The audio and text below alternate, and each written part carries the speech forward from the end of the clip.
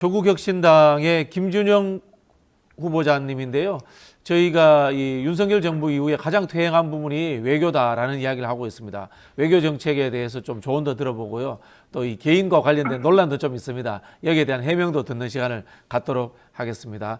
자, 김준영 후보님 연결됐나요? 네, 안녕하십니까. 네, 안녕하세요, 원장님. 잘 지내셨어요? 네. 예, 예. 네, 또 이렇게 또 인터뷰로 만나니까 또 새롭네요. 예, 그렇습니다. 네네. 네. 고맙습니다. 자, 오늘부터 이제 사전투표가 시작됐는데요.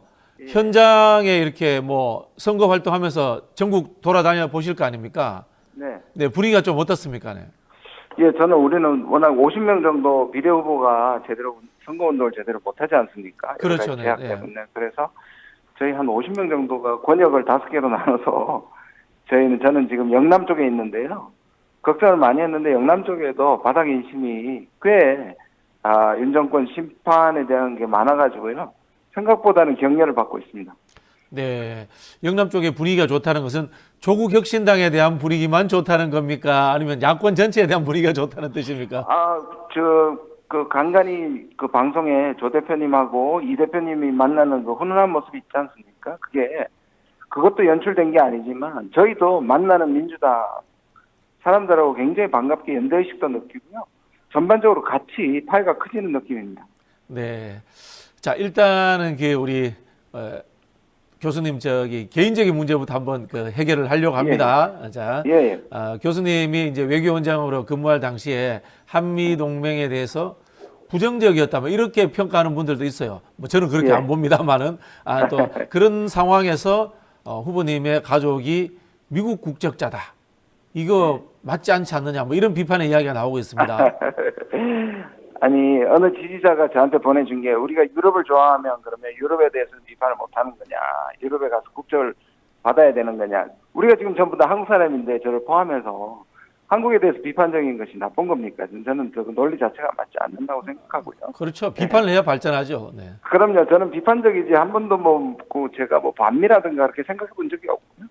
저도 미국에 네트워크가 많고 항상 저는 미국 전문가이기 때문에 미국의 학자들과 전공자들과 활발한 토론을 벌이는 학자였기 때문에 그 말 자체는 저는 그냥 악의적이라고 생각합니다. 네. 뭐 그중에 이제 아드님 병역 기피다 뭐 이런 이야기도 있었는데요. 결국 이제 한국 국적을 회복을 했습니다. 이게 아드님이 자발적으로 한 선택인가요? 예, 저는 이 병역 기피라는 말 자체에 동의할 수가 없는 것이 한 번도 맹세코 병역 기피라는 생각을 해본 적이 없고요. 제가 밝혔습니다만 아내가 재미교포였고 제가 유학 시절에 만났기 때문에 저는 법적으로는 국제결혼이었고요.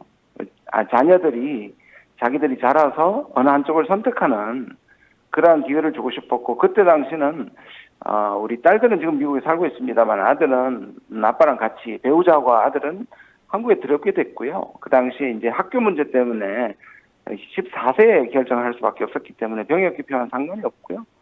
그리고 존중하는 뜻에서 이 문제를 두고 그러나 우리 국민 감정이 있으니까요. 그래서 아들과 상의를 했더니 아들이 선뜻 자기가 가겠다고 얘기해서 지금 대학 졸업이 한 1년 채 남지 않았습니다. 내년 봄쯤에 가려고 생각하고 있습니다. 네. 자, 이제 본격적으로 정책 이야기 좀 해볼게요. 국립외교원장 하셨으니까요. 현 정부의 윤석열 정부의 외교 정책 중에 정말 뚜렷하게 망가졌다 생각되시는 거 어떤 게 있으세요? 저는 기본적으로 다 망가졌다고 생각하는데요. 왜냐하면 제가 이것이 조국 혁신당에 가입한 가장 큰 이유인데요. 검찰 독재는 국내의 민주주의만 훼손시키는 것이 아니라 이런 방식의 외교는 결국 외교보다는 전쟁의 방식입니다. 그러니까 적과 아군만 구별하고 아군에게는 전적으로 협조하고 우리가 국익이 손해가 나더라도 그다음에 적이라고 설정한 국가들에게서는 외교를 아예 안 하는 거거든요. 그거는 지난 2년간 보시면 우리의 외교는 미국하고 일본 외에는 거의 없다고 생각하시면 됩니다. 그렇지 않습니까? 지금 중국이나 러시아나 북한이나 이란이나 이런 국가들과 전혀 외교 자체가 부재하다. 그리고 관계가 나빠지고 있다. 이렇게 생각합니다. 네, 하긴 뭐 전쟁 중에도 외교를 해야 되는 건데요. 참. 그렇죠. 예, 심각합니다. 자, 일본 기시다 총리가 10일 미국 백악관을 방문하기로 했는데요.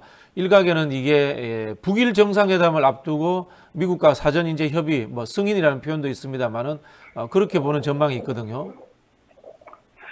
저는요, 이게 우리 아까 말씀드린 것과 분명히 연결고리가 있는 것이 왜냐하면, 일본도 미국도 나름대로 한미일이라는 진영 외교를 하긴 합니다. 근데 미국도 때로 대만이라든지 중국과 연결이 되지 않습니까? 외교를 하고 있지 않습니까? 마찬가지로 일본도 전적으로 모든 것에 올인하지 않는 거죠. 외교는 옵션이 많아야 하는 건데 그런 점에서 일본이 상대적으로 우리보다는 외교를 하고 있다고 생각합니다. 그런데 이것이 저는 뭐 이번 방미가 허락이라고 생각하지는 않지만 협의는 하겠죠. 그러니까 외교는 자기가 하고 하자는 일에 그 상대도 중요하지만 주변에 있는 국가들 설득하는 문제가 중요한데 이런 외교도 우리에게는 찾아볼 수 없는 겁니다. 네. 그러면 만약에 북한하고 일본하고 정상회담을 한다, 일각에서 네. 나오는 이제 한국 패싱, 뭐 이런 쪽으로 연결이 될 수도 있나요, 이게요?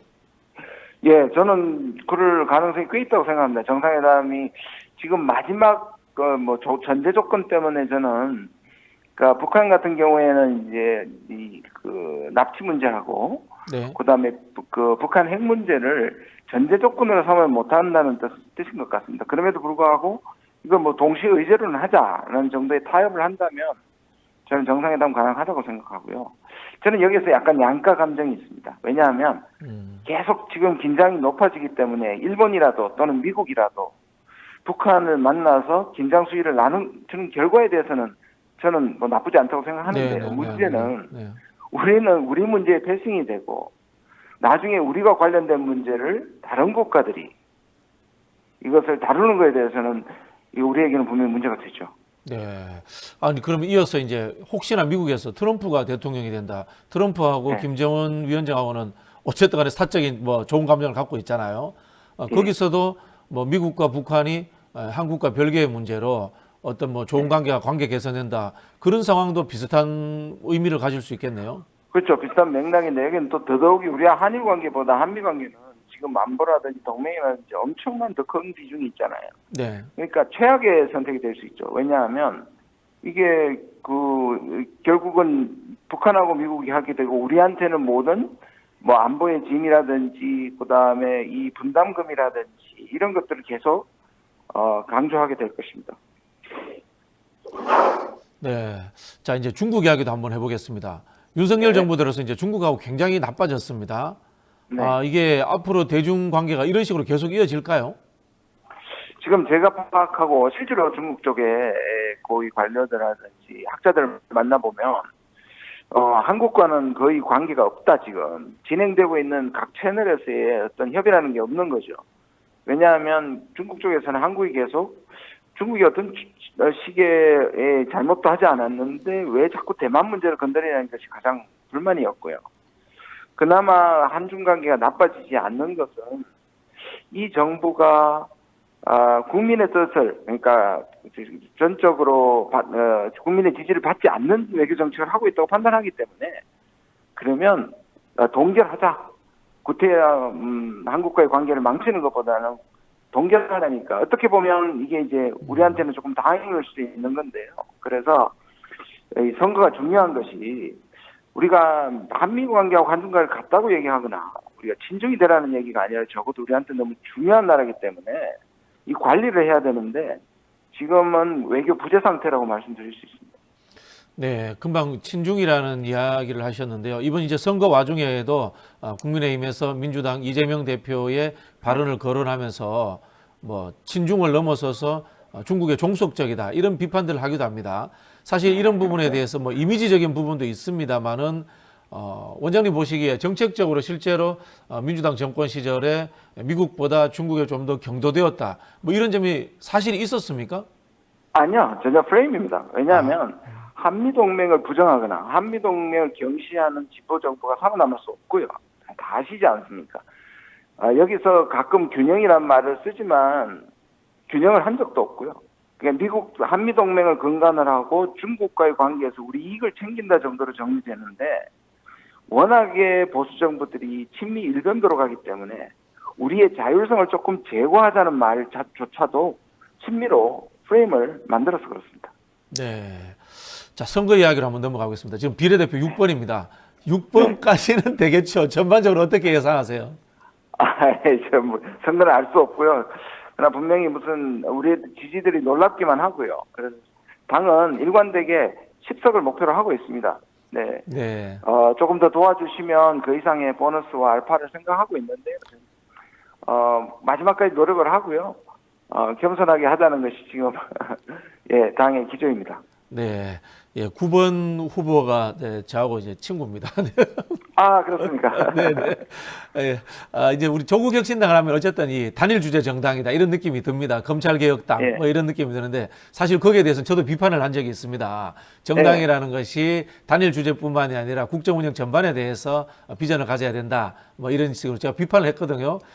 자, 이런 부분에 대해서 우리 그 원장님께서 검찰개혁 외에 조국혁신당이 추진하고 있는 정책이라든가 공약이 있으면 좀 소개해 주시죠. 저는 이게 상대적인 건데요. 권력을 잡은 쪽이 윤정부지 않습니까? 그리고 윤정부가 검찰을 중심으로 나라를 통치하고 있기 때문에 거기서부터 시작할 수밖에 없지 않습니까? 네, 네. 그러니까 검찰이 민주주의나 민생이나 모든 것에 아까 말씀드린 외교에도 영향을 끼치니까 시작점은 그럴 수밖에 없고요. 그러나 이것이 이제 한 달 된 정당이지 않습니까? 지금 계속 우리 공약을 발표하고 있는데요. 복지라든지 교육이라든지 저를 포함한 외교라든지 이런 것들을 기본적인 출발점에서 넓혀가고 그다음에 구체화시키고 다양화시키는 작업들을 할 거라고 약속드릴 수 있습니다. 네, 저도 사실은 이제 조국혁신당 정책을 봤는데 그 중에 이제 고용 정책이 재미가 있더라고요. 완전 고용국가 네. 비슷한 복지 정책을 내놨더라고요. 그래서 제가 그거 한번 재미도 있고 관심 갖고 한번 논쟁을 한번 해봐야 되겠다 이런 생각을 가진 적이 있습니다. 예, 한번 하시죠 나중에. 네, 네. 보시고. 자, 이제 예. 국회에 들어가시면은 꼭 하고 싶은 정책이 있다. 뭐 이런 것 좀 말씀 좀 해주세요. 네. 저는 이미 영입되고 나서 직후에 제가 딱 한 가지 계속 지난 1, 2년 동안 야권에게 제가 계속 요구한 것이 뭐냐면 우리 한반도의 지금 위기 상황에서 누구도 2018년에 문재인 대통령께서 우리 허락 없이 그 어려운 속에서도 2017년이죠. 그 막말이 오갔을 때 미국과 북한이 그때 우리 허락 없이 한반도에 전쟁 안 된다. 전쟁 불가론을 얘기했는데 지금 우리 대통령은 전쟁 불사론을 얘기한단 말이에요. 네. 적어도 국회에서라도 전쟁 불가론을 얘기해야 되고요. 두 번째는 지금 미국이나 이쪽에서 대만하고 러우 전쟁에 한국과 일본을 개입시키려는 그런 노력들이 있거든요. 그래서 제가 우리도 전쟁 중인 역할인데 그래서 러시아와 러우 전쟁과 대만 유사시에 우리는 개입하지 않는다는 결의안을 제가 추진하고 싶습니다. 아, 국회 결의안 하고 싶다. 네. 네, 알겠습니다. 기대됩니다. 자, 마지막으로 본인의 각오와 그리고 우리 토마토 TV 시청자 여러분들께 인사 말씀 좀 해주시죠. 예, 이렇게 좋은 기회를 주셔서 만나게 해주셔서 감사하고요. 이제 오늘이 사전 투표일입니다. 투표하셔야 됩니다. 지금도 이미 아마 높은 투표율을 기록하는 것 같은데요. 일을 할 수 있게 결국 지금의 지지가 투표로 이어져서 제가 뭐 정치를 위해서 정치로 등장한 게 아니기 때문에요. 4년 동안 최선을 다해서 남은 인생을 바치겠습니다. 네, 김준영 후보와 함께했습니다. 감사합니다, 원장님. 감사합니다. 네, 감사합니다.